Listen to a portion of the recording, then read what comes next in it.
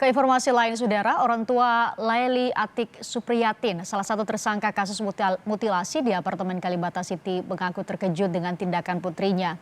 Ibu dari Laili, Masliha, yang tinggal di Tegal, Jawa Tengah, mengatakan selama ini putrinya dikenal keluarga sebagai sosok yang pendiam.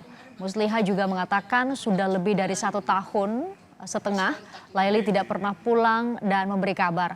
Keluarga juga mengaku kehilangan kontak dan sempat mencari keberadaan Laili di Jakarta beberapa waktu lalu. Dalam kasus yang melibatkan Laili, keluarga mengetahuinya lewat pemberitaan di televisi. Berarti lebaran kemarin juga nggak pulang ya? Nggak pulang. Nggak pernah ngasih kabar gitu? Enggak, orang dihubungin juga susah. Nggak bisa dihubungin. Masih dihubungin? Nggak bisa. Nomor teleponnya juga nggak ada? Nggak ada dihubungin. Ada tapi ya nggak masuk. Terus statusnya Mbak Lili udah nikah atau masih sendiri, Bu?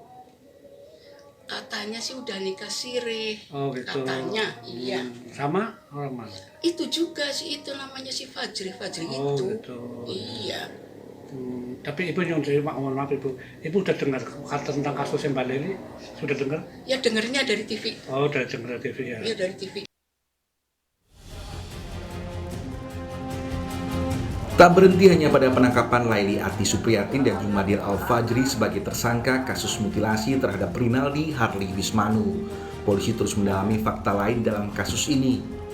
Dalam rekonstruksi yang digelar polisi Jumat kemarin, mereka menemukan setidaknya ada 6 fakta baru dalam kasus tersebut. Lewat 37 reka adegan yang dilakukan, polisi mendalami motif dan perencanaan yang dilakukan oleh tersangka Laili Atik Supriyatin dan Jumadil Al-Fajri. Wakil Direktur Reserse Kriminal Umum Polda Metro Jaya AKBP Yan Calvin Simanjuntak mengatakan salah satu fakta yang mereka temukan usai rekonstruksi ini adalah tersangka sempat memaksa korban untuk memberikan password ponselnya sebelum dieksekusi. Lalu kemudian mereka mengakses rekening korban yang datanya tersimpan dalam ponsel tersebut. Sebelum korban dieksekusi, tersangka LL ini meminta korban password handphone korban. Disinilah pintu masuknya untuk berbagai macam properti yang ada untuk mengkuras isi rekening dan seterusnya.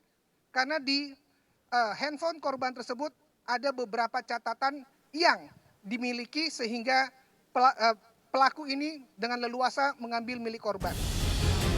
Tak hanya itu, dari rekonstruksi ini pula polisi mengetahui bahwa dua tersangka pelaku menggunakan media sosial untuk mencari tahu cara melakukan mutilasi terhadap korban. Semua kejahatan tersangka juga telah direncanakan sejak lama. Keluarga korban melalui pengacara mempercayakan kepada polisi untuk memproses kasus ini sesuai dengan hukum yang ada. Akan ke polisi atau bagaimana, Mas? Ya pasti dong, Mas. Kita akan makhluk manusia yang taat pada hukum. Artinya serahkan semua ke kepolisian begitu? Ya nanti kita pastikan lagi. Ya.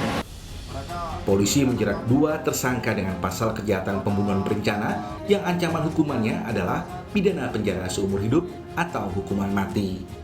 Tim Liputan Kompas TV.